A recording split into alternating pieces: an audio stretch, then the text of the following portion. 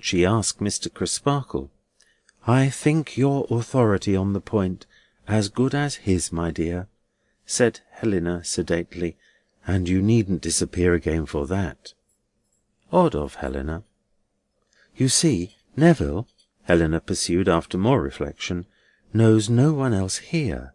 He has not so much as exchanged a word with any one else here. If Mr. Tartar would call to see him openly and often, if he would spare a minute for the purpose frequently, if he would even do so almost daily, something might come of it." "Something might come of it, dear?" repeated Rosa, surveying her friend's beauty with a highly perplexed face. "Something might?"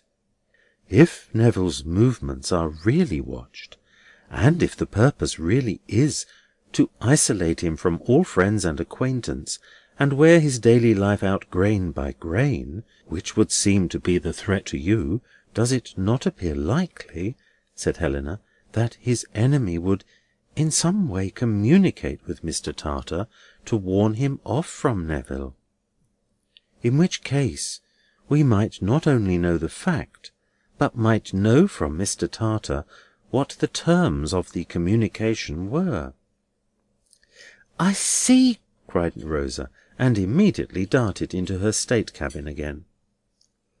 Presently her pretty face reappeared, with a greatly heightened colour, and she said that she had told Mr. Crisparkle, and that Mr. Crisparkle had fetched in Mr. Tartar, "who is waiting now in case you want him," added Rosa, with a half look back, and in not a little confusion between the inside of the state cabin and out, had declared his readiness to act as she had suggested, and to enter on his task that very day. "I thank him from my heart," said Helena. "Pray tell him so." Again not a little confused between the flower garden and the cabin, Rosa dipped in with her message, and dipped out again with more assurances from Mr. Tartar, and stood wavering in a divided state between Helena and him, which proved that confusion is not always necessarily awkward, but may sometimes present a very pleasant appearance. "And now, darling," said Helena, "we will be mindful of the caution that has restricted us to this interview for the present, and will part. I hear Neville moving too. Are you going back?" "To Miss Twinkleton's?" asked Rosa. "Yes." "Oh, I could never go there any more. I couldn't indeed after that dreadful interview," said Rosa. "Then where are you going, pretty one?" "Now I come to think of it, I don't know," said Rosa. "I have settled nothing at all yet, but my guardian will take care of me. Don't be uneasy, dear. I shall be sure to be somewhere." It did seem likely. "And I shall hear of my Rosebud from Mr. Tartar?" inquired Helena. "Yes, I suppose so, from—" Rosa looked back again in a flutter, instead of supplying the name. "But tell me one thing before we part, dearest Helena. Tell me that you are sure, sure, sure I couldn't help it." "Help it, love?" "Help making him malicious and revengeful. I couldn't hold any terms with him, could I?" "You know how I love you, darling," answered Helena, with indignation. "But I would sooner see you dead at his wicked feet." "That's a great comfort to me. And you will tell your poor brother so, won't you? And you will give him my remembrance and my sympathy? And you will ask him not to hate me?" With a mournful shake of the head, as if that would be quite a superfluous entreaty, Helena lovingly kissed her 2 hands to her friend, and her friend's 2 hands were kissed to her, and then she saw a 3rd hand, a brown one, appear among the flowers and leaves, and help her friend out of sight.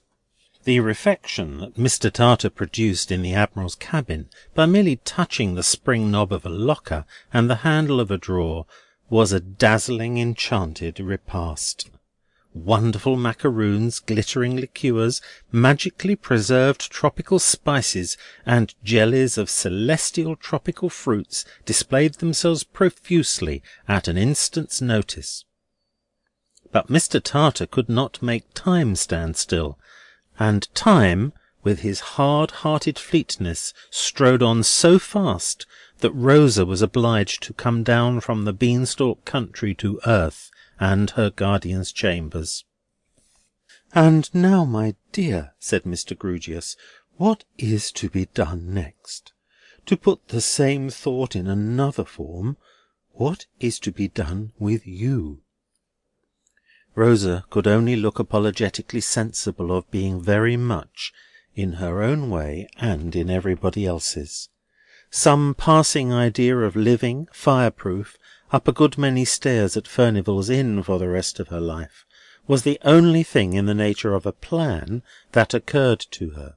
"It has come into my thoughts," said Mr. Grewgious, "that as the respected Lady Miss Twinkleton occasionally repairs to London in the recess, with the view of extending her connection, and being available for interviews with metropolitan parents, if any, whether, until we have time in which to turn ourselves round, we might invite Miss Twinkleton to come and stay with you for a month." "Stay where, sir?" "Whether," explained Mr. Grewgious, "we might take a furnished lodging in town for a month, and invite Miss Twinkleton to assume the charge of you in it for that period." "And afterwards?" hinted Rosa. "And afterwards," said Mr. Grewgious, "we should be no worse off than we are now." "I think that might smooth the way," assented Rosa. "Then let us," said Mr. Grewgious, rising, "go and look for a furnished lodging. Nothing could be more acceptable to me than the sweet presence of last evening, for all the remaining evenings of my existence. But these are not fit surroundings for a young lady. Let us set out in quest of adventures, and look for a furnished lodging.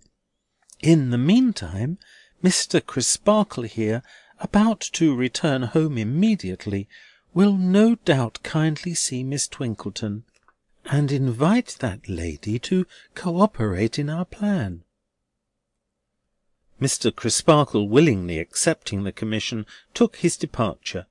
Mr. Grewgious and his ward set forth on their expedition. As Mr. Grewgious's idea of looking at a furnished lodging was to get on the opposite side of the street to a house with a suitable bill in the window, and stare at it, and then work his way tortuously to the back of the house, and stare at that, and then not go in, but make similar trials of another house with the same result, their progress was but slow. At length he bethought himself of a widowed cousin, divers times removed, of Mr. Bazzard's, who had once solicited his influence in the lodger world, and who lived in Southampton Street, Bloomsbury Square. This lady's name, stated in uncompromising capitals of considerable size on a brass door-plate, and yet not lucidly as to sex or condition, was Billickin. Personal faintness and an overpowering personal candour were the distinguishing features of Mrs. Billickin's organisation. She came languishing out of her own exclusive back parlour, with the air of having been expressly brought to for the purpose from an accumulation of several swoons. "I hope I sees you well, sir," said Mrs. Billickin, recognising her visitor with a bend. "Thank you, quite well. And you, ma'am?" returned Mr. Grewgious. "I am as well," said Mrs. Billickin, becoming aspirational with excess of faintness, "as I ever am." "My ward and an elderly lady," said Mr. Grewgious, "wish to find a genteel lodging for a month or so. Have you any apartments available, ma'am?" "Mr. Grewgious," returned Mrs. Billickin, "I will not deceive you. Far from it. I have apartments available.